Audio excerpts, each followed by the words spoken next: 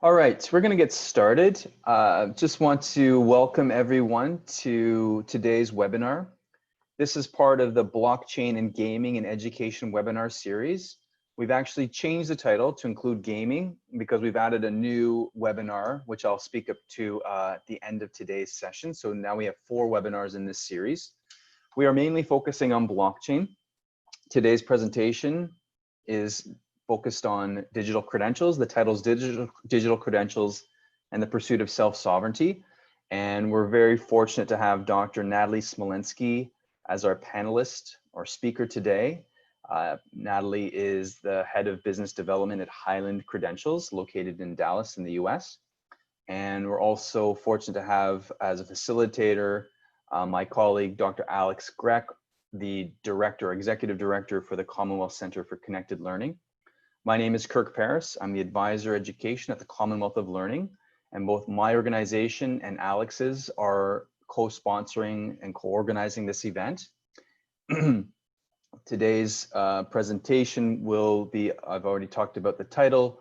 We'll have Natalie present for about an hour, and she will be welcoming questions, and we'll have periodic stops based on Natalie or Alex's decision to address any of your questions. And of course, we welcome you to continue to post your inputs in the chat room, and then maybe perhaps pose more of your specific questions under the Q&A tab, which you should see in the taskbar on the Zoom program. So just a few other remarks. Silencing mics, it's automatically silenced, but as we do the Q&A, perhaps towards the end of the session, then if you so choose, you can raise your hand, then I can unsilence your mic and you can pose your question orally to Natalie. As it says there, of course, just a reminder to pose your questions as well in the Q&A. If you'd rather have more of a textual response, or if you just want to express it by text, that's fine. One other point, the session is being recorded, and we will be uploading this to Cole's, my organization's YouTube channel, along with Alex's 3CL's YouTube channel. There's our email addresses. You could certainly email us to have any follow-up questions, queries, etc. And I'll also show those again at the end of today's session. And that's it from my side. So I'm going to turn it over to my colleague, Dr. Alex Grech, to take it from there and to give a bit more of a background to today's presentation. Over to you, Alex. Thanks, Kirk. Really, today, what I'm hoping to get out of the session is a more granular layer of engagement. If you remember that last week, Joshua Lull gave us a pretty good primer on blockchain and where it's going. Natalie brings something quite interesting into this field. And I speak from experience because I've worked alongside Natalie in the first nation-state blockchain credentials project that we ran in Malta. Natalie's first an anthropologist, and secondly a philosopher, and the third thing, like many of us, wears different hats. So what she's going to bring to this conversation, I think, is something very nuanced. I've already warned Natalie that, in a way, blockchain sometimes in 2020 it risks either being left by the wayside. I think it was only yesterday that I saw somebody tweeting, somebody I know quite well, saying, I never found any useful application for blockchain. I don't know why we're still talking about it.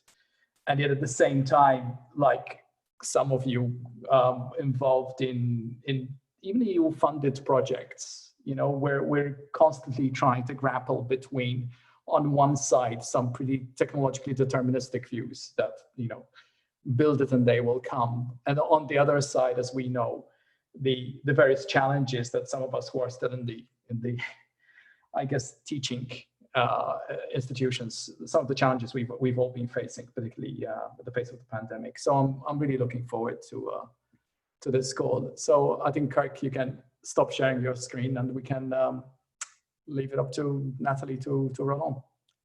Over to you, Natalie. Yeah, Thank you.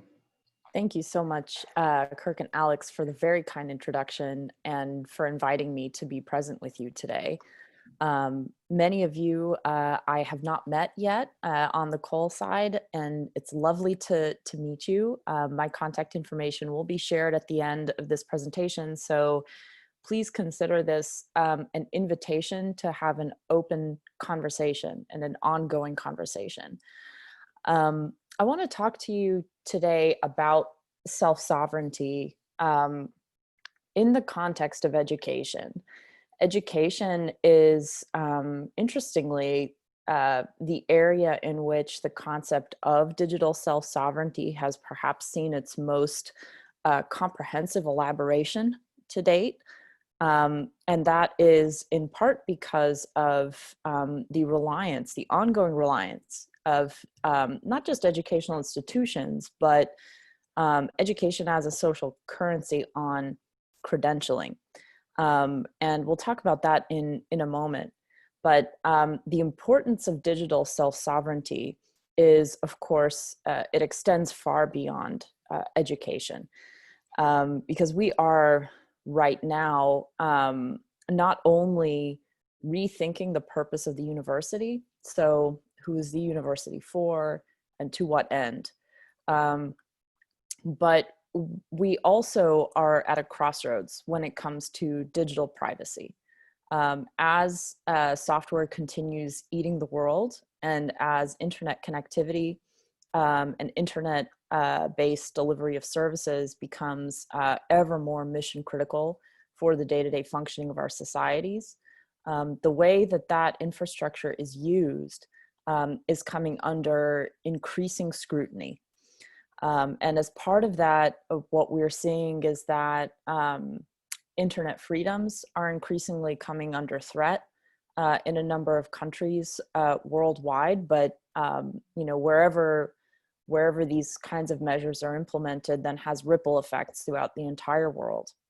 And so when we talk about self-sovereignty, what we're actually talking about is carving out a space for the individual in this world of digitally overdetermined organizations, be they corporations or governments or even hybrid organizations, not-for-profits, some of whom are quite influential over how the web works and how it is used day to day. So all of this has implications for who we are becoming as a society. The internet from the very beginning has been kind of the site for developing and experimenting with new models of governance. Blockchain technology has only extended that. And so different blockchain networks, as may have been covered in the last talk, have different modes of governance, modes of coming to consensus, and validating, what does become the single source of truth that the blockchain ledger then contains. So, talking about, maybe let's start with a quick discussion of how education is changing, and particularly higher education. I've been in education technology now for a number of years, and the purpose of the university is something that that technology companies are increasingly having to respond to. In other words, who is the university serving, and to what end?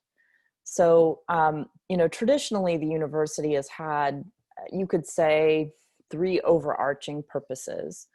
One has been, vocational, preparing students for vocational life, direct employment in a specific field, that they study, they get a credential for, and then move on.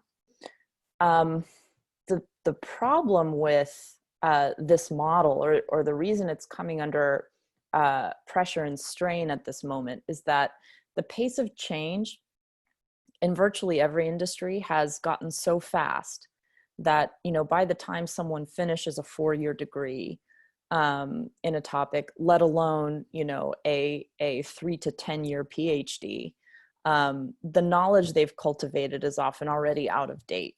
And so the question then becomes, is the university the optimal place, to be preparing people for jobs, or are other functions of the university more important? Is vocational preparation something that's best suited to other modes of pedagogy and other institutional forms?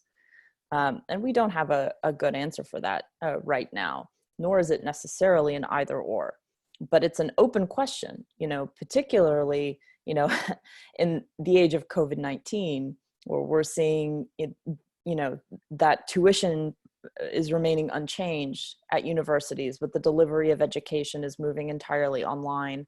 The question then becomes, what is it that I'm paying for here? So another purpose of the university historically has been, of course, preparing individuals for responsible citizenship through building character. In other words, the formation of the subject, of the human subject, who then becomes a productive participating member of society. And this has to do with the formation of morals as well as ethics, of understanding our place in the world, of understanding a little bit of the historical context behind, how our societies got to be the way they are, and developing a point of view on maybe how they should be in the future. And so that is a very important role that the university has served. It's been a kind of incubator for character development and for thinking about, what direction we want our society and the world as a whole to move.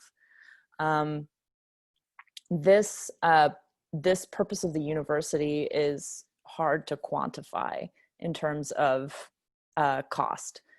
So it's one of those things that, you'll often see commentators kind of deride the university that, I'm, paying thousands of dollars a year to, muse about things.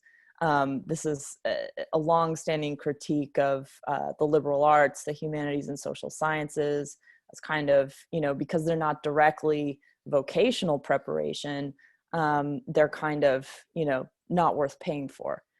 Nevertheless, people actually are quite willing to pay a lot of money for this purpose of the university. In fact, it's become somewhat of a rite of passage. Becoming adult, the process of becoming adult has increasingly been mediated through the institutional form of the university for an ever larger contingent of young people. And so that's something to also take into consideration. And then finally, the university has often served as a site for fundamental research.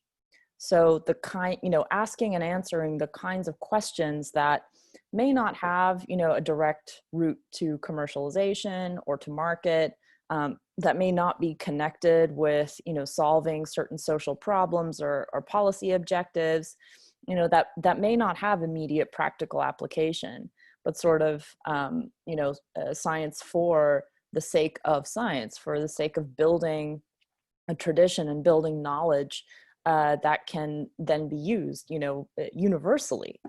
These are the kinds of things that, if we don't have institutional homes for them, it actually curtails the ability of society as a whole to think and to cultivate new ideas.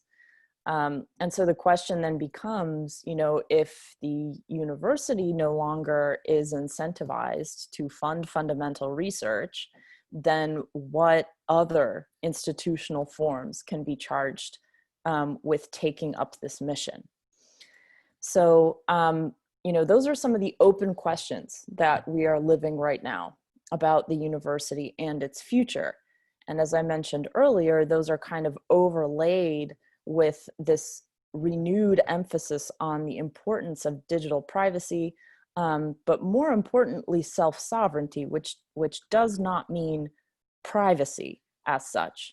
Privacy is a component of the principles of self-sovereignty as they've been articulated most famously in a well-known article by Christopher Allen in 2016, which you can reference, 10 Principles for Self-Sovereign Identity.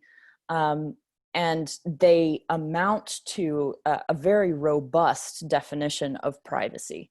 But self-sovereignty is not simply privacy. The fundamental premise of self-sovereignty is that the individual is the source, the ultimate source of data about themselves. And so the very first principle of digital self-sovereignty, existence, means that my identity pre-exists the conferral of an identity upon me by any social actor, whether that is a government or a company, a platform, like Google or Facebook or any other, or even socially. So social personhood as a social achievement is actually separate from identity as such, which every human is born and endowed with by very virtue of simply existing. And so what does this mean? We have all kinds of identities that are social and legal that are conferred upon us by some other third party. So, my passport is issued to me by my government. My diploma is issued to me by my high school or university. My, let's say, proof of employment is issued to me by my employer. All of these bodies, credentialing bodies, are sources of authority about me in some way, shape, or form. And that's fine. But the premise of digital self-sovereignty is that none of these bodies can take away my identity, my final human identity, by revoking a credential or by refusing to issue me a credential, right?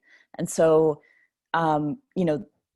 digital self-sovereignty is actually an attempt to answer a long-standing political philosophical question that was perhaps most poignantly posed by Hannah Arendt in the aftermath of the Second World War, which was, what is a refugee?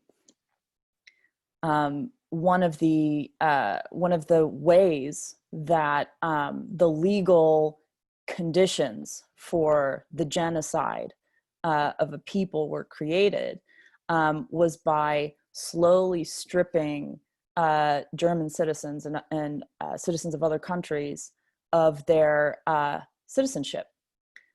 First by reducing them to second-class citizens, and then eventually rendering them, in effect, stateless in their own country, that the government refused to vouch for them, for their humanity. And so they were kind of left from a legal standpoint in this limbo because they could not prove their identity. And so they ended up in other countries, in effect, having to start from scratch. This process has continued to repeat itself with every wave of refugees. We do not have a system of identity that functions without reference to the existing nation-state system for conferral of legal identity. And so while legal identity and state-conferred identity is important and will continue to be important, in the digital realm, there's been an effort to build architectures that would afford a kind of pre-existing form of digital identity that do not rely on being credentialed by someone, some other party, merely to... Alex, perhaps as we're waiting for Natalie to come back in, do you want to just expand a bit on what Natalie's been speaking about, given that you have a lot of familiarity with the topic? Yeah, in a way, I think what's interesting is there's one question there, which is basically trying to say, what institutions have thought about the blockchain to help them reshape the future. In other words, here we are, hi Nat. Hey, I'm back. We're taking a break in the meantime anyway. I should stop there and open it up for conversation. No, it's a good, in a way, it's a good pregnant pause to have, because somebody asked a question about, like, are there any institutions that have thought about how the blockchain can really help them reshape to be more future ready? In other words, here we are, we're in like 25 minutes into this, and we haven't mentioned the blockchain yet. And yet, I think that is so important, because if you want to get something done in the education sector, you first have to separate the technology and start talking about the principle of self-sovereignty also as a means of empowerment, and empowering whom, at least from my country's perspective, when we decided to do a deep dive into it, the first question that I've repeated several times, that we shared the podium sometimes talking about, is when the minister told me, look, forget this blockchain stuff. Will it help make people's lives better? Specifically, will it help make learners' lives better? So I think that's the kind of question which is being thrown here as we slowly get into the blockchain. So back to you. Mm-hmm. Yes, absolutely. And I think that's a good segue into the value of blockchain for education. We've talked about self-sovereignty as a political problem, as a social problem, but let's circle back now to the educational use case and the areas where it provides immediate benefit there. So blockchains arose as infrastructures to verify transactions across an adversarial network. Although blockchain functionality can be extended to execute automated business processes via smart contracts, this functionality rides on top of its primary value as a shared single source of truth. So blockchain's conjoined verification and smart contract functionality has the potential to automate educational business processes like credential transfers, credit equivalency establishments, and even the administrative apparatus of the university. However, blockchains are not necessarily a prerequisite for automating business processes. Traditional applications can also accomplish this quite well. The question becomes, therefore, whether using blockchains is mission critical for achieving automation objectives. If the answer is yes, a follow-up question is then whether sufficient network effects can be achieved to produce a return on the high ongoing cost of building and maintaining a blockchain network. So to make this more concrete, let's take an example that's often used to illustrate the benefits of blockchain: automating the establishment of credit equivalencies as students transfer from one school to another. While some argue that blockchains will solve this problem, and some vendors have built blockchain networks specifically to do so, credit equivalencies could also be automatically determined by existing applicant tracking systems and databases using widely agreed upon definitions of what credits mean and widely accepted standards for educational data transfer. In other words, the primary obstacle to automated credit transfers to date has not been technological, but social.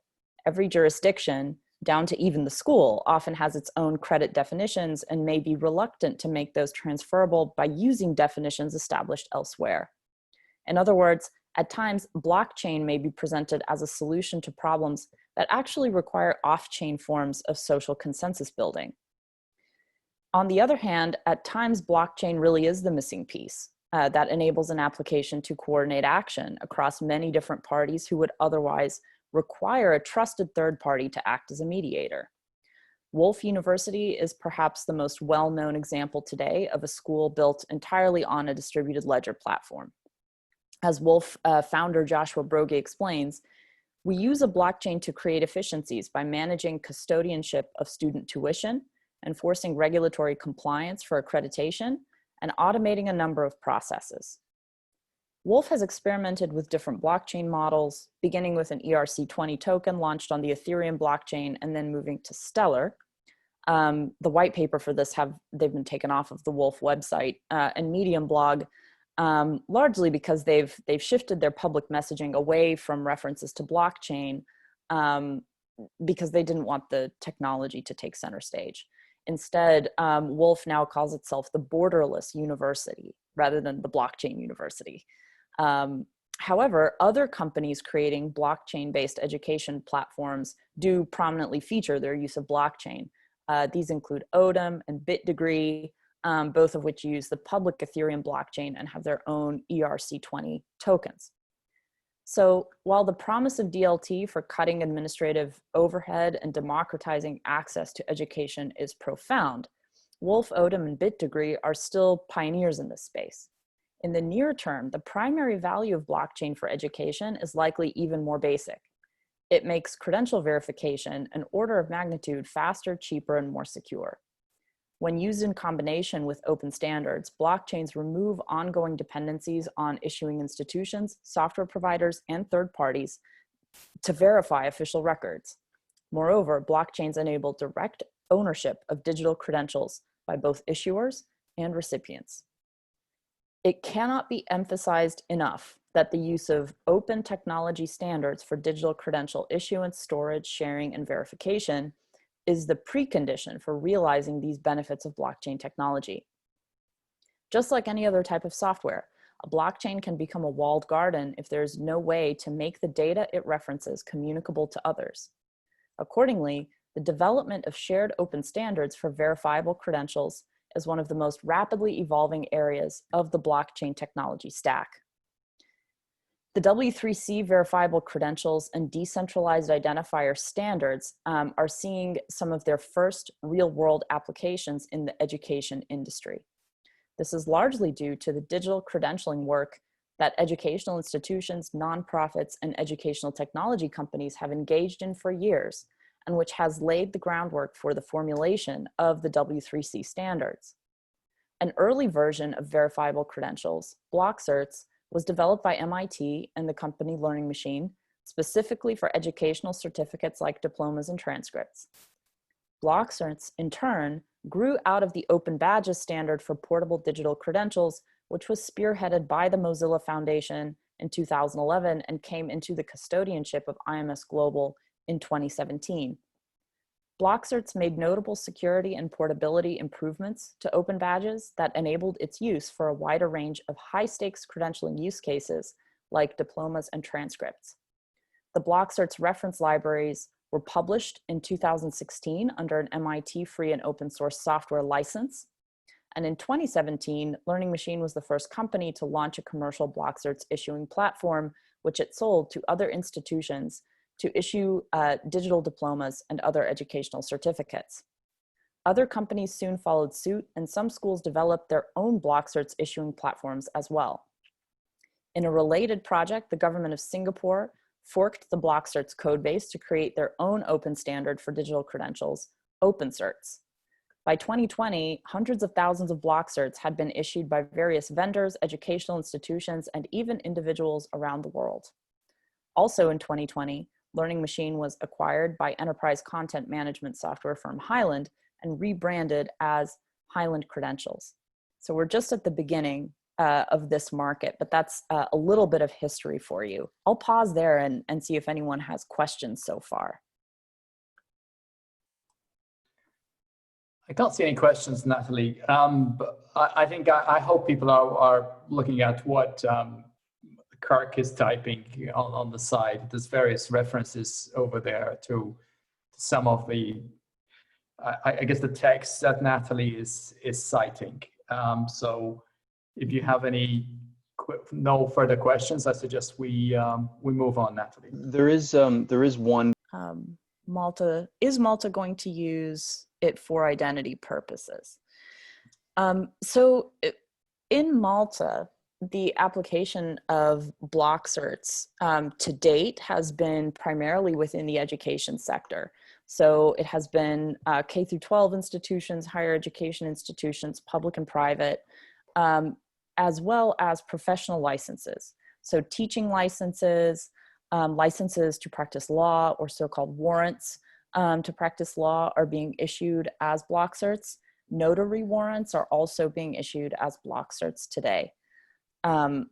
So that is not to say that is the be all and end all for Malta. In fact, Identity Malta, the e-government digital identity arm, put out a preliminary market consultation last year for a platform to do citizen self-sovereign identity for the entire country. And so there certainly is on the horizon a brewing opportunity to use this technology for all kinds of identity applications, including for refugees. Okay, and Manfred's now defined GRNs as governments. Okay, so Yeah. It goes back, don't you think it would be best to introduce the governments, especially in smaller countries, as most universities and schools are funded by them? Yes, absolutely. And that is the model that we used in Malta. We worked directly with the Ministry of Education rather than going to, every single school first. We do still go to every single school, but under the auspices of the ministry itself, so that the project has a kind of legitimacy and cohesiveness that facilitates buy-in at scale. Okay, can I say something unsavory, which probably some of you will understand or not? Always. Universities are run as ecosystems in their own right.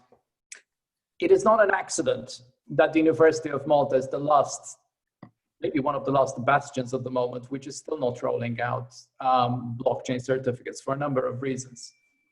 And mainly not technological, mainly ideological, I guess.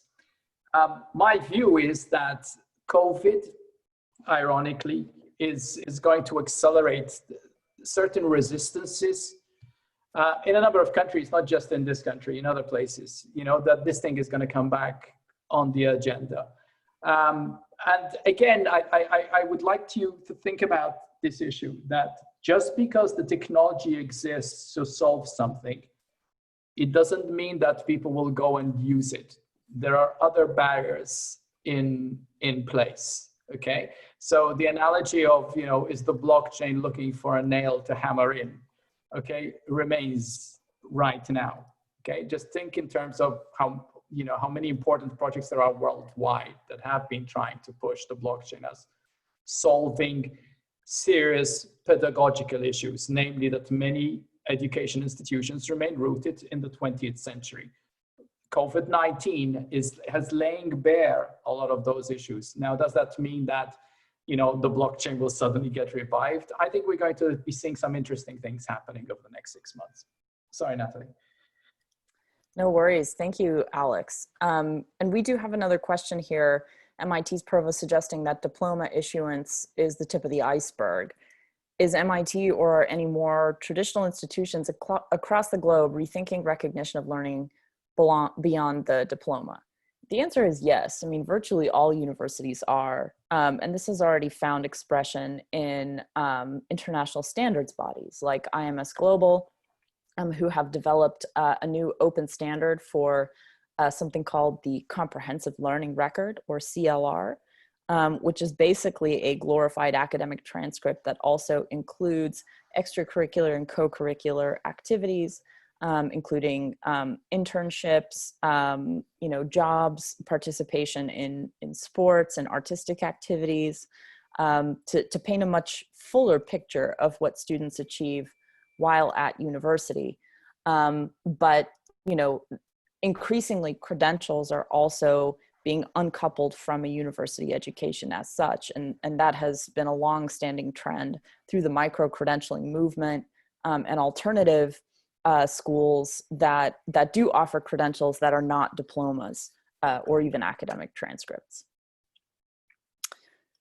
So as the W3C verifiable credentials specification has matured, custodians of both block certs and open badges, as well as open certs, have committed to upgrading the standards to be W3C compliant. This is possible because the VC standard is flexible enough to accommodate many different credential types.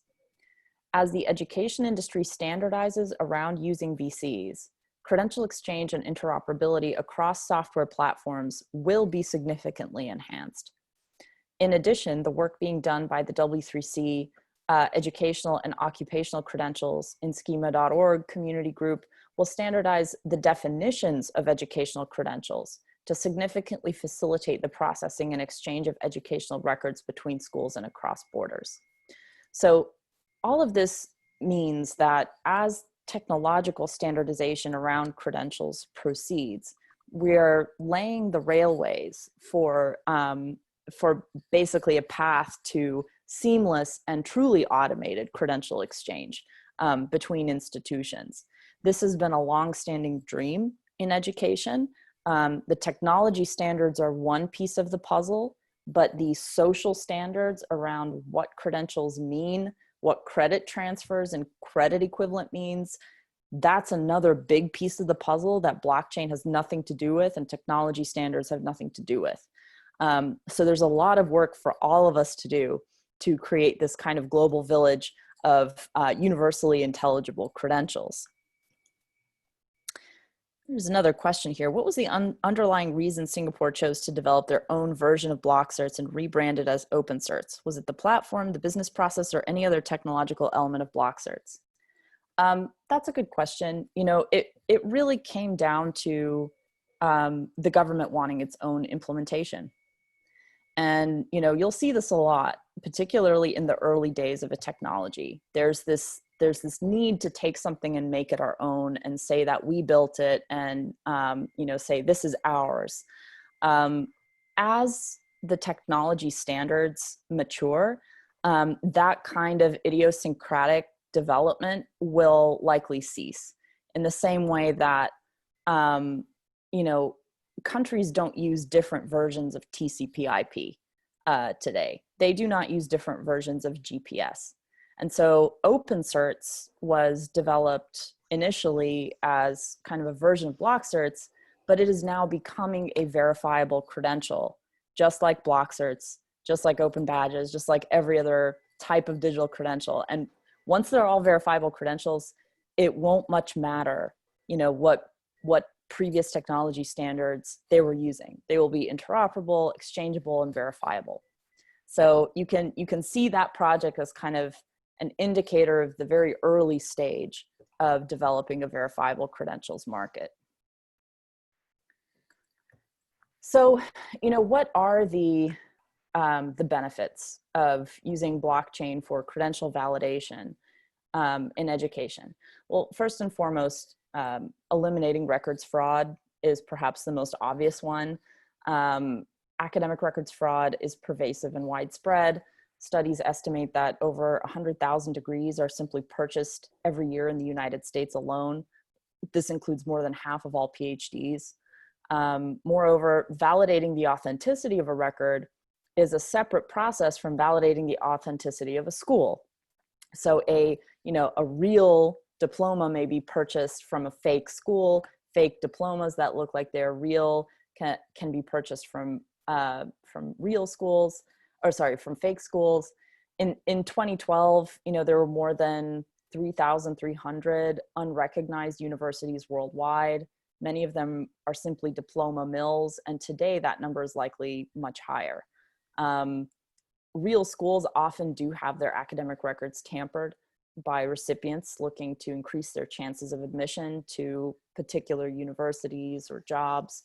In some areas, this is such a big problem that schools have simply stopped issuing transcripts because they can only issue them as PDFs, which can be photoshopped and nobody can tell the difference. And so, you know, that's on the academic credentialing side, but then professional licenses are also forged with a frequency similar to academic records. So a recent Ohio State University study in the United States estimated that up to 2 million medical practitioners may be practicing with fraudulent diplomas or licenses. These, you know, are generally, you know, practitioners who just haven't bothered to go through the formal certification process. And major news stories routinely surface in countries around the world about professionals practicing without licenses or with forged licenses. So some of you may have seen the recent CNN story about almost a third of Pakistan credentialed pilots having fake licenses, fake pilot licenses.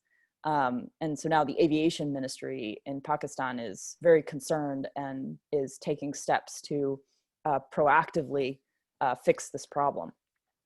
So, we do have an international ecosystem of credential verification organizations whose entire job is verifying credentials. But, as you can see from these numbers, their efficacy is limited. I mean, they cannot catch the bulk of these forgeries.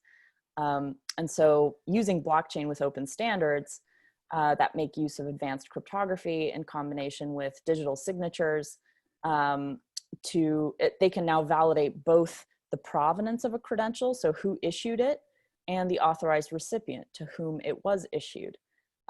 Digital signatures and hash data combined with an immutable blockchain ledger ensure that a credential has not been tampered. And decentralized verification allows any third party, so an employer, a government, a school, or an individual, to validate whether a credential was really issued by the claimed organization to the claimed individual, and whether any changes to that credential have been made since issuance. Credential revocation and expiration can also be instantly validated with the highest level of confidence. And just as these technical standards can be used to validate credentials issued to individuals, they can also be used to validate institutional credentials as well, including accreditation status. So, to take a COVID-19 pertinent use case, there's been a surge in demand for telehealth, so distance medical services provision, as well as home health. People are concerned and afraid often to go to hospitals, and so they would prefer to have a medical practitioner come to their home. How great could it be if, before letting someone in your home, you can simply scan their license and immediately validate that they are who they claim to be, with the qualifications they claim to have. Or, you're using a telehealth app and you sign up with a practitioner, you can see in their profile a verified credential that shows exactly, who they were licensed by. So that's the kind of future we're moving towards. Another big benefit of verifiable credentials is, for education specifically, is just streamlining and reducing the cost of records sharing and verification. So today, an individual applying for employment or further study must request their official academic records from their school, often for a fee. They must also request that those records be sent by the school or by a software provider with whom the school contracts to the institution to which they're applying. The receiving institution then validates the credential by checking its integrity using the software vendor's solution, or by contacting the school, or by checking with a third-party credential verification organization. This process is time-consuming and often costly. This is a best-case scenario, though, in which the issuing institution still exists and is able to locate, validate, or send the records to the receiving institution. In many cases, however, particularly in countries where political disturbances or natural disasters have struck, records have been destroyed, and issuing institutions may no longer even be functional. In those cases, many record owners, the subjects of their own records, will have opportunities for employment, residency, citizenship, or further study closed to them because their qualifications or even identities cannot be verified. So we go back to the refugee identity problem. Who is a refugee? We saw in the recent Syrian refugee crisis, 5 million displaced people, the most highly educated refugee population in human history, and many of them just had to start over in their countries, because even if they got their high school diploma from their hometown, or their college diploma, or their master's degree, it was just a piece of paper. Nobody could verify it because you can't call that institution. It's no longer functioning, or the records have been destroyed. And so if you have a credential but you can't verify it, it is a worthless credential. So using the blockchain in combination with open standards does solve this problem. And then finally, from an institutional standpoint, it actually reduces institutional risk. Why? Because it returns control of personal data to individuals. So today, individuals may have in their possession copies or even originals of their official records, but they generally can't have them validated by a third party without first requesting that the institutions that issued those records re-authenticate or resend authenticated versions of those records. This often renders the official records actually in the possession of the individual functionally worthless, like we were just talking about. You know, you might have a paper diploma, but if you present it to someone, they're generally going to need to contact your issuing institution and say, hey, is this a real diploma? Can you send us a real one? Because we don't trust this copy. So that is extremely disempowering. I mean, you have done all the work to earn this diploma or earn this official record, and now you can't use it. You don't have the ability to share it, to verify it, and you're continually reminded that you're dependent on these issuing institutions and third-party verification organizations to continually recertify that you have this qualification. And so if that's the case, you know, you might own that piece of paper, but you can't really be said to own your record, even if it's in your possession.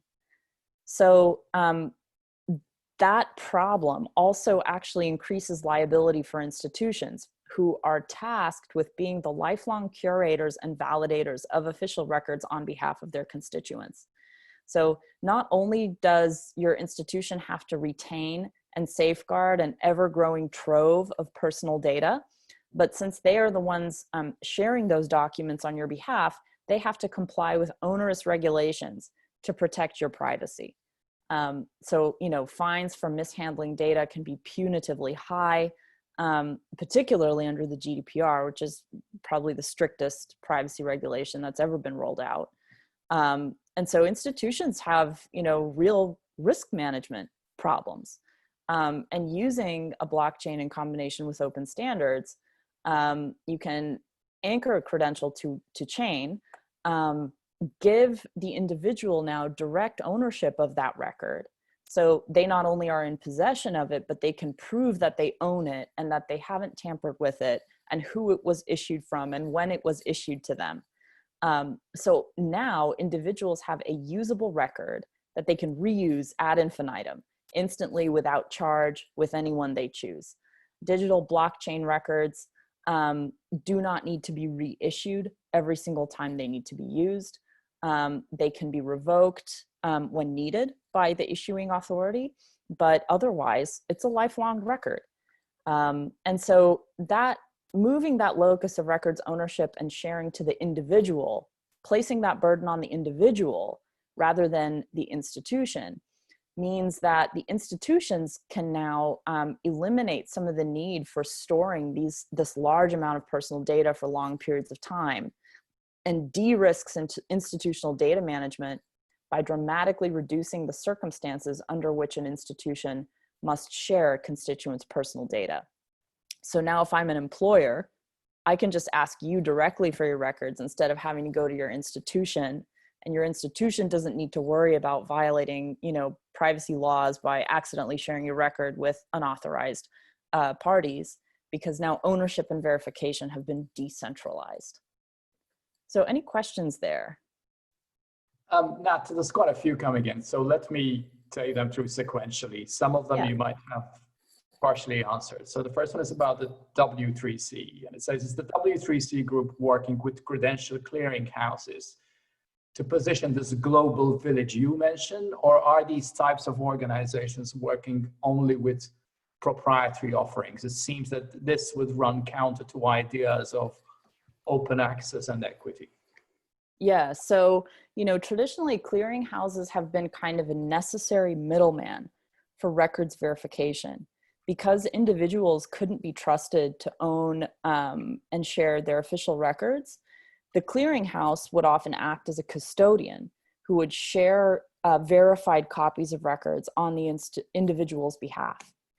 With the new standards for verifiable credentials that are being developed, that role of the clearinghouse will no longer be necessary. And some of them have reacted to this by trying to build their own private blockchain networks that they control in order to continue acting as a middleman by owning the private blockchain network. But this is kind of like, I mean, it's like combining a combustible car engine with a horse. It's like a very weird kind of transitional approach to a technology paradigm for credentialing that is fundamentally changing. Okay, so another question from Michael or Brett. Are sources of training, whether diplomas, certifications, or simply one-off classes and seminars, sufficiently motivated to move towards a digitally authenticated record? Or do we, as potential consumers of such, need to put pressure on those sources to move in this direction? So, I mean, should citizens be saying, I need this stuff because it's useful, so you, whoever you are, the institution, government, do something about it? It's both, actually. You know, just like the early days of the internet, you know, remember how reluctant most institutions were to go online, and there was all this back and forth about how it would damage, you know, in the context of educational institutions, it would damage education. It's not real education. It's, you know, we're still having some of these conversations today about online education. It's the same with verifiable credentials. There's a lot of resistance. You know, some universities actually use the kind of cumbersome credentialing status quo as a way to make money. So it's not a lot of money, but they do generate revenue from this. And so, you know, there's cutting off that revenue stream. There's a lot of change management that has to happen. But ultimately, verifiable credentials will be adopted because their ecosystemic effects are, you know, this is 10 times better, faster, and cheaper. So it's only a matter of time, but institutions do need pressure from their stakeholder constituents to hear that this is something they should prioritize. Yeah, I mean, I think if we start thinking in terms of lifelong learning and in a way accumulate, I think we mentioned this last week, Kirk, okay, in terms of accumulating credentials as you go along. So you might end up in life with a composite of your traditional, you know, higher education, but there's also your, you know, some course, whether it's, you know, rock climbing and how great that was, or leadership skills, or some Cisco training. And we are going to accumulate all of these things, I think. But there's a fundamental philosophical question here, which I still find a lot of institutions struggle with. Who do those credentials belong to? And I think philosophically we have to say, and at least in this country, that's how we broke down the barrier, by saying the credentials belong to the recipient, and it's up to the recipient to decide which of these credentials to share with whom at a certain moment in time. It is not up to the institution to decide, let alone if you go into the thorny issue of refugees who might have had credentials from some institution that doesn't even exist anymore. And again, that is a very powerful argument to be made. And we're not just talking about credentials, necessarily higher education credentials. It could be some skill sets that you had in one particular country and that you then need to prove somewhere else. You know, I'll give you a really stupid example, okay? I'm doing up my house at the moment, which is why I'm in my living room. There's one guy here who's from Albania, and he's there cleaning my place, and he's incredibly well spoken. And I said, you know, and he said, I'm actually a networks guy, but I need to prove again that I have these skill sets, and I can't prove it from Albania. And he's going to go through whatever school he's going to go to in Malta again. Once that happens, those credentials will get notarized on the blockchain, so nobody can take them away from this person. I know it sounds like a very romantic view, but we live in very romantic times because of COVID, I can promise you. I'll skip the next one, which is from Luis, which is how can the EPSI project communicate with block certs and Hyland. Here it says, it was mentioned that COVID has laid bare some of the structural issues in modern higher education. It seems that institutions are now being called to the carpet to validate the necessity of in-person education and or to better align with workforce needs, but they've only ever recognized academic learning. How might the blockchain help here? Well, you know, the short answer is still that, you know, nothing has changed with regards to the requirements for being able to deliver medical services. So, from a medical practitioner standpoint, whether you're a physician, a nurse, a surgeon, a first responder, an emergency medicine practitioner, all of that still, goes through the same institutional channels around, validating that you are qualified to perform these services. What can change, however, is the speed with which you are credentialed.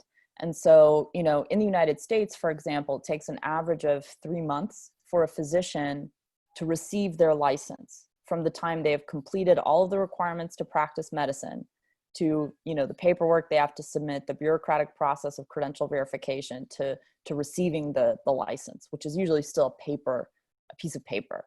That can now be virtually instant. Same thing with nurse practitioners. So it's in the US, it's about a month on average, but sometimes it can take much longer. And so, getting qualified medical practitioners into the field safely and quickly is a primary use case for verifiable credentials. Regarding, your question about in-person education or aligning, with workforce needs, that occurs entirely off-chain. So that is really up to the educational institution, how they choose to recognize that learning. And some have been very progressive. I mean, one of the schools we work with in the US is Lehigh University. And it's actually their career office that issues the block certs rather than the office of the registrar, because they are certifying OECD core competencies and skills that are in demand in the labor market.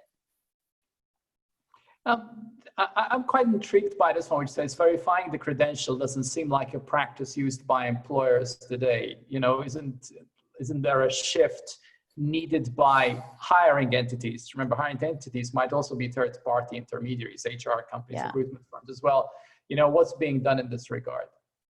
Yeah, so, it really varies by industry, where you have the so-called professions like law, medicine, any high stakes job that requires advanced training and certifications. There are often, laws in place requiring credential verification. And so those employers like hospitals, they're legally mandated to validate everyone's credentials. The non-professions, it's a lot sketchier and more fly by night. So you see a lot of credential fraud there. The ease with which any employer will now be able to verify any credential, what it actually means is that now employers will actually start to do it. So, today when I submit a CV or a resume and it says I graduated from so-and-so, most employers will simply take that on faith. But in the future, because it'll now be so easy, you will have to submit your verifiable credential and the employer will validate that automatically. Okay, question from Emma Ponsford. What is being or can be done to protect those who might be duped by those looking to profit from the rising use of blockchain in education? I'm thinking of the OneCoin scandal and the way in truth and falsity has consciously been blurred by those running OneCoin and perhaps unconsciously by those who have become so invested or convinced by the OneCoin narrative that they defy attempts to expose the fraud. Yeah, that's a great question. There has been so much scamming in the blockchain space. Everyone wants to be the next big story. My suggestion to any institution looking to implement blockchain is to know exactly what you're going to use it for going into the conversation. And if you're going to use it for credentialing, which from my point of view is really the only mature use case in education today, the only question you should have for your vendor that you're approaching is, do you use open standards for digital credentials? Ask them to send you a copy, an example of a verifiable credential that their system issues, and then validate that credential against an open source verifier. That's how you know, because a lot of these vendors will also say, oh, we're using W3C, verifiable credential open standards. but they don't tell you it's, you know, a private network. And if you don't subscribe to their service, you can't verify the credential. So all these like ways that they try to get you. From my point of view, open verification, using open standards is how you can validate that you have a future-proof solution for blockchain anchored credentialing. Okay, I'm gonna dive in. I mean, because the questions are coming in now fast. Dive in on the chat box. Hillary's saying probably a very rookie question. How can it be revoked by an institution if the ledger can't be changed? That's a good question. And that's actually it's a technical question that has a number of different answers. In the early versions of verifiable credentials, so in block certs, revocation is not done on the blockchain. It is hosted off chain. So it's very simple. You have a block cert, you know, the verifier checks its integrity against the blockchain, but then it checks its revocation status elsewhere in a list that is hosted by the issuing institution. That, however, does introduce a dependency on the issuing institution to host those revocation lists.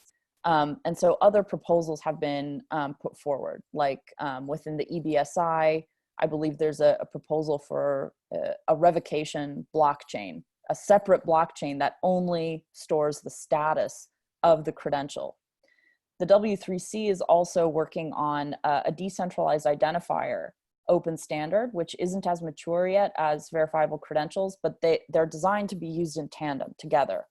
And the decentralized identifier is a way of basically allowing revocation to be determined also off-chain, but with reference to an on-chain identifier such that you no longer need to rely on hosted revocation lists.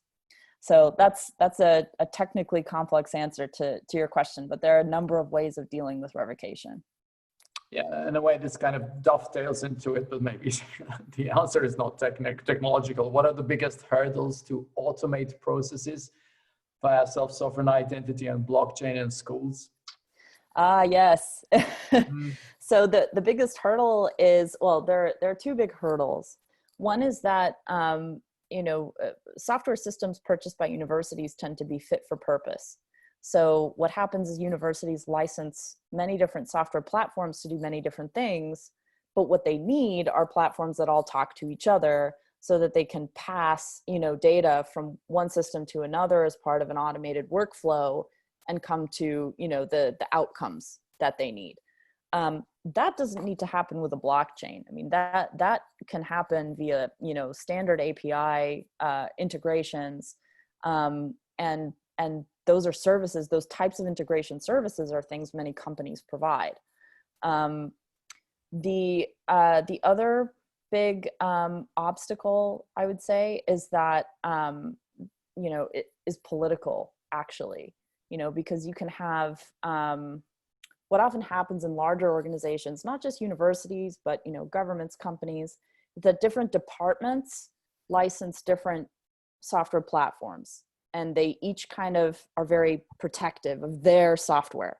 And so nobody wants to give up their platform and their system and switch to a new one. And so then you have to do the complex stakeholder work of, you know, getting enough buy-in to create automation across all of these different platforms.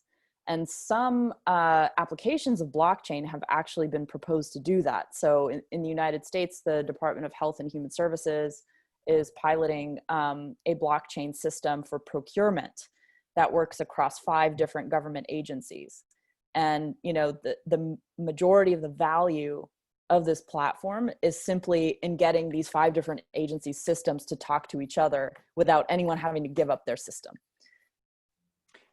There's 2 more questions here, and one from Gare, which is really interesting, because I mean we're talking about, in a way, you know, that the credentials belong to the recipient, right? So Gare is saying, can individuals really be held accountable for managing their credentials and digital access?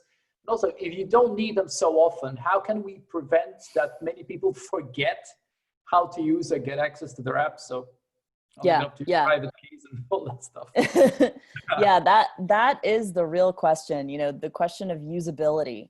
So, you know, owning your data digitally has depended until now on owning your private key.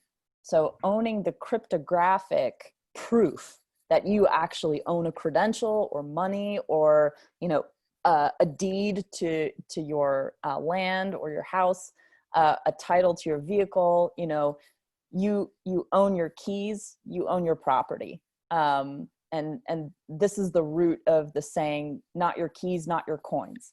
So if you own cryptocurrency via an exchange, it's often the case that you do not own your private keys. The exchange owns your private keys because they manage them for you.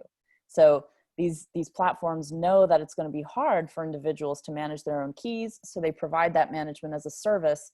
But that also makes you completely vulnerable to having your property confiscated at any moment by the owners of your keys.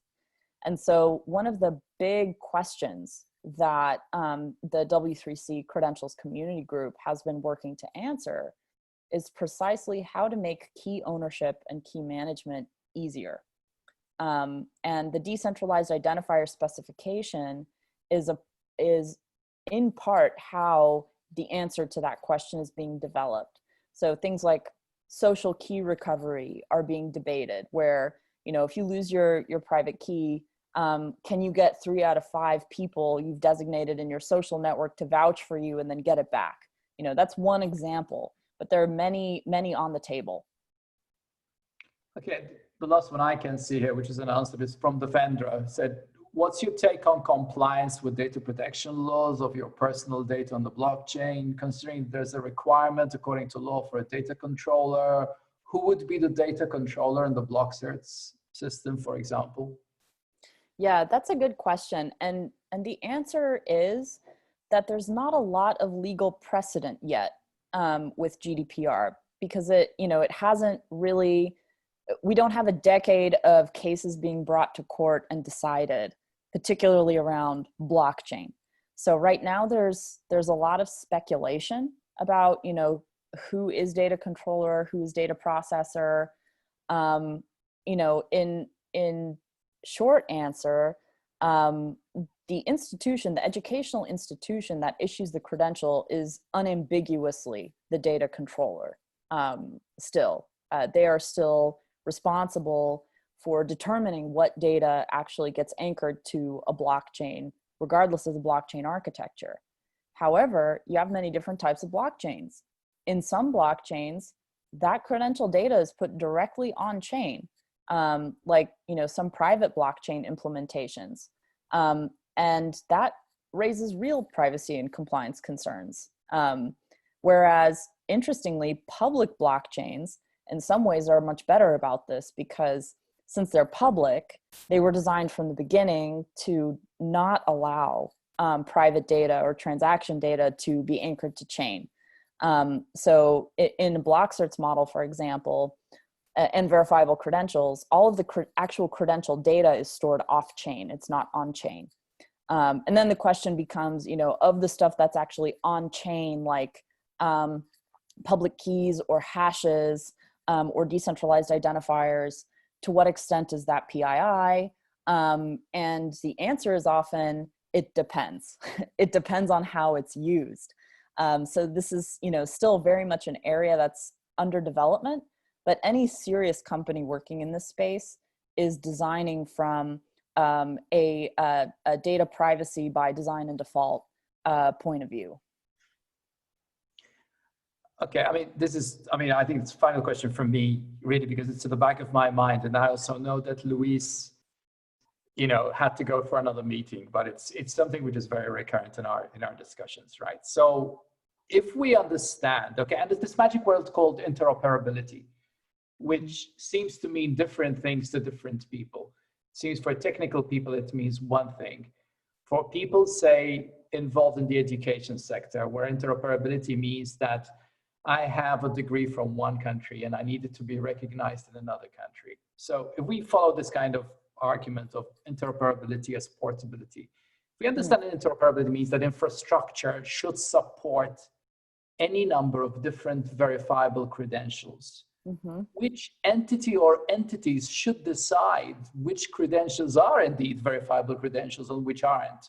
And I mean, should these be, I don't know, quality assurance agencies, quality accreditation bodies worldwide, some standard agencies, the governments? Who? Well, you know, I suppose it depends what you mean by decide, because in principle, under a self-sovereign identity model, anyone can attest anything about anyone else. And that is in part what gives verifiable credentials the flexibility to move towards a lifelong learning model, and away from a, you know, kind of university controlled monopoly on credentialing. Because, you know, Alex, I could certify you as a blockchain subject matter expert based on our relationship.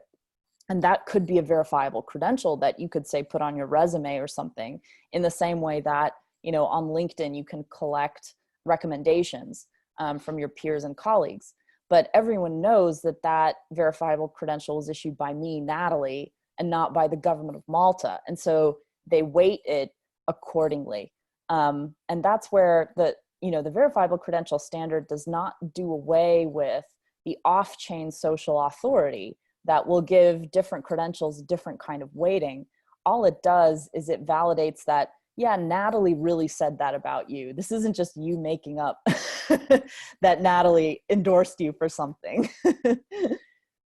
So the idea of governance, right, remains key here.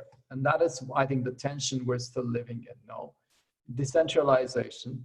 Yeah. And governments tend to be very nervous about decentralization, because what's the role of government if everything is decentralized, as we're all finding out in COVID-19, where we're all being locked in at certain stages by some central authority, whatever it is.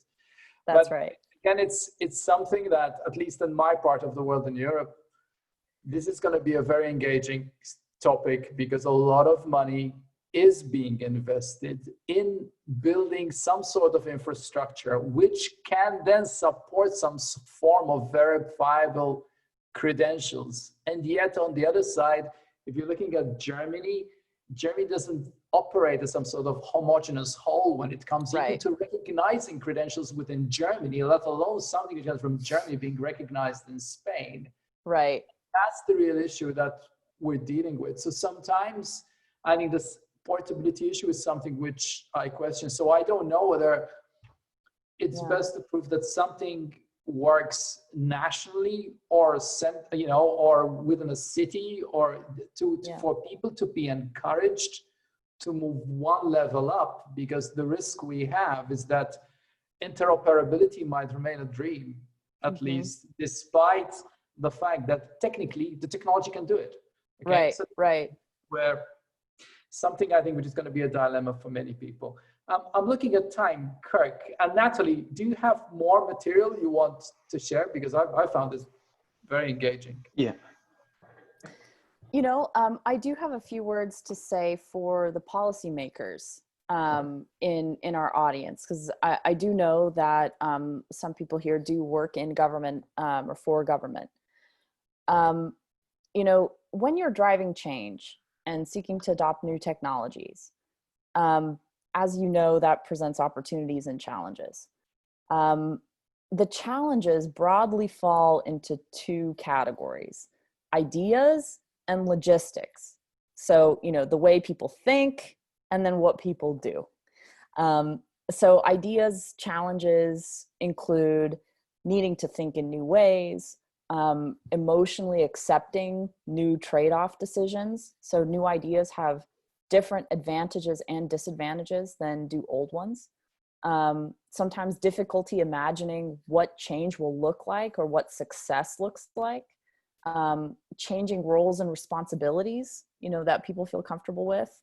And then separating means from ends, you know, the same ends like security, empowerment, confidence, risk mitigation may be better achieved using new means rather than what is employed today. On the logistical side, you know, there's always the question of how do we implement a new technology? What happens to our legacy technology investments? How expensive will it be? Who will be there to guide and support us through the change? How can we utilize our internal resources most effectively? Can we go back to the old way if the new way doesn't work? Are there hidden traps or tricks that we're not aware of? So all of these challenges can be navigated by skillful leadership within organizations that helps teams implementing new technologies understand both the why, the ideas, and the how, the logistics. This means helping people think about change in a way that is both enthusiastic about the real benefits and promises and realistic about the work that will be required to successfully bring it about. So what can policymakers do here? Many look to policymakers to understand, if what they're doing is in line with the values and laws of their community. Policymakers are often sought out for normative guidance. So what should be done? As such, policymakers should consider what kinds of goals they have for their communities and whether or not a new technology is instrumental in achieving those goals. In the case of verifiable credentials, the advantages are quite clear.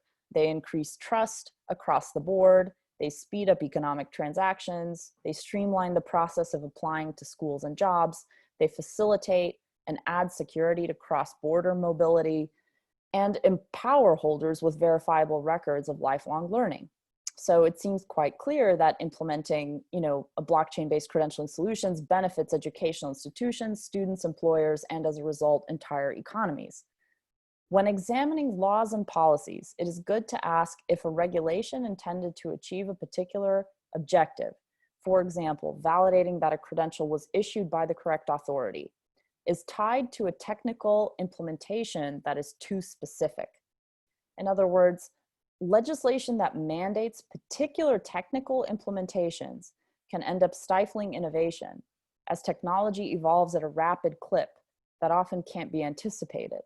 So as a general rule, effective policy provides frameworks for a solution to a problem rather than being overly prescriptive about the solution itself. This enables the ingenuity of a community to flourish while setting clear guidelines about the boundaries of what is legally acceptable. As people in positions to set priorities for a community, policymakers can also determine how funds are allocated to new technology projects. This may include spending on R&D initiatives, a public investment fund providing capital to young startups, investing in education and training in underserved communities, and providing support for new technology pilots or more mature implementations. Resources can also be allocated in the form of time and attention. Policymakers taking the time to understand the motivations and concerns of technologists working on new solutions to problems can go a long way towards speeding along the rate of innovation in a community.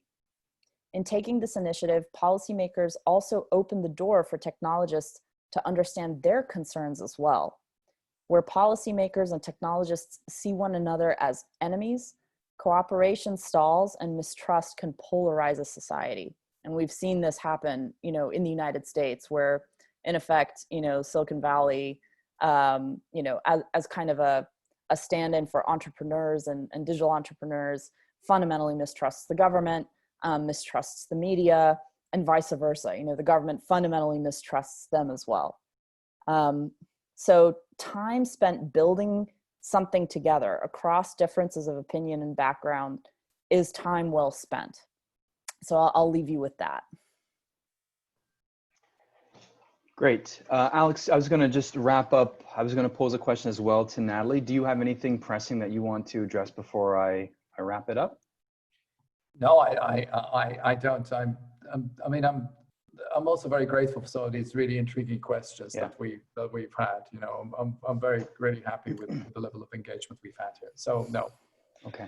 Over to you, Kirk. Yeah, so Natalie, we've got colleagues here from all over. I've just in the chat from Germany. I know colleagues from South Africa, Namibia, Botswana, Mauritius. I think political will notwithstanding, because I think that's arguably one of the biggest hurdles to moving in this direction. But that notwithstanding, so some of my colleagues, which I'll be working with in the coming months, if they want to start tomorrow, what is obviously a concept note, of course, is the idea to get something pushed forward. But if they want to start tomorrow, what would be the first few steps? And I think on that note as well, what are the barriers that you've seen in your work, in your engagement, that people encounter in the early stages, which I think are very critical if they're going to move towards embracing blockchain as a technology that they might use in their institution? Yeah, these are great questions, Kirk. Thank you. So in terms of immediate next steps, identify your use cases. Like I said earlier, know what you're going to use blockchain for. Otherwise, you can be sold on using it for a whole bunch of stuff that is not material. The use cases that are most mature in blockchain for education are around credentialing. And so if you know you're approaching software providers about a credentialing solution, you know what questions to ask. If you decide to build your own credentialing solution using open standards, which is another option that you have, you know that you're committing to those open standards from the very beginning. So those would be the first two things. Identify your use cases and then future-proof your initiative by committing to open standards. Mm-hmm. In terms of challenges and obstacles, there are a few. One is, like I mentioned earlier, some organizations don't have a clear sense for what they want to use blockchain for, or they want to use it for everything. They want a full, they want blockchain to do everything that all of their current software does, but on a single platform. And that's a recipe for spending millions of dollars and getting nowhere. So that's a big obstacle. That's on the ideas side. On the implementation side or logistics side, obstacles we've seen are, building something without really having the in-house expertise or the ability to maintain it long run. So it becomes an expensive research project that doesn't go anywhere because it's not supportable long term. I've also seen, on the vendor side, working with vendors who are not experienced, who overcharge, either the big names or undercharge if they're small startups or just trying to get business. So if you do decide to contract with a vendor, make sure that they have some experience implementing blockchain credentialing solutions, that they know what they're doing, and that you have an accountability built into your engagement with them so that if they don't deliver, you're not, ending up having to overpay for that. Yeah, no, very good. This is very helpful. I'm just capturing some of these in the chat there. Well, I'm going to just do a bit of wrap up, and thank you for that, Natalie. Really, it's a tremendous opportunity to have this input. If you Google Natalie, you'll see a lot of her work online, presentations and other sources of information. And I've tried to capture some of the remarks that Natalie's made in the chat. So on that note, I just want to wrap up. We've moved to the question and answers. So of course, I'm just sharing my PowerPoint screen here and just a few wrap up slides. So in the coming days, a few have asked about the recording. So they're going to be posted on these two YouTube channels in the coming week or so. I'm still working on that. I will copy and paste these and put them in the chat at the end of the discussion. And of course, you can see our email addresses. Natalie's kindly agreed to have hers posted there along with Alex and myself. Again, I'll copy and paste these just in a moment. I've got a few more things just to mention. Of course, I need to plug where we've come and where we're going. So Natalie's presentation today was the second of 4 webinars that we are hosting. When I say we, Cole and 3CL, myself and Alex. The first was last week, and that was with Dr. Joshua Lul from University of Malta. Today was Natalie Smolenski from Hyland Credentials. Next week, we've introduced a new one, and this is on game research and education, July 16th. And I've just posted it on my LinkedIn profile, 5 p.m. Central European summertime next week. And then the last one in the blockchain and gaming and education webinar series is on July 23rd. And that is also going to be at 5 p.m. Central European summertime with Professor John Domingue of the Open University. So again, you can, we're going through this a bit fast, but you can email me and I'll put that in the chat in a moment to follow up. And of course, it'll be on me. It's already on my LinkedIn profile, the next week's webinar. So there it is, just a quick summary of that. There's my email again. And that's it from my side. I'm going to, again, as we just wrap up, wanted to express a real heartfelt thanks to Natalie. It was really good to finally meet you and also to have you engage with us and share your ideas and insights. It was really quite valuable. And of course, thank you to Alex as well as the facilitator, who was also quite knowledgeable on the topic. And he's published a lot of this stuff, mainly for the European Union on blockchain. So I'll stop there. I'll leave the last words to my facilitator and my panelist. Right. I mean, I don't need to bless anyone, I think, at this stage. I mean, I think we've done exactly 90 minutes, and despite the blip, we got through it. I think what Kirk and I are trying to do is pretty much pilot stuff from our point of view as we kind of try and navigate and see what's useful for people out there. So I really would encourage you to get in touch with me and Kirk in terms of, any other areas where, I mean, we're all interested, I guess, in this intersection of new things, change, and getting the kind of teaching and learning that we all want to have, and there are gaps and disconnects. And I think this is where all of you can help us, including people who actually want to come and present and want to come and contribute. And thanks, Natalie. That was great fun. This is one of the, considering you didn't use one single slide over 90 minutes, I think that's quite an achievement. So yes, down with slides, up with conversation. Okay, so that's it, guys. Really. Yeah, and I have to say the questions were really quite good. They were really very thoughtful and a lot of participation. So I'll sign off there. The recording will be made available. I'll put that in the chat in a moment as I sign off, and I'll gesture to my panelists that they can sign off. But we'll leave the chat running for another few minutes as I just input a few more items in the chat there. Thanks again, everyone. Wish you a very pleasant day or afternoon, evening, wherever you are in the world. Thank you. Thank you. Thanks, guys.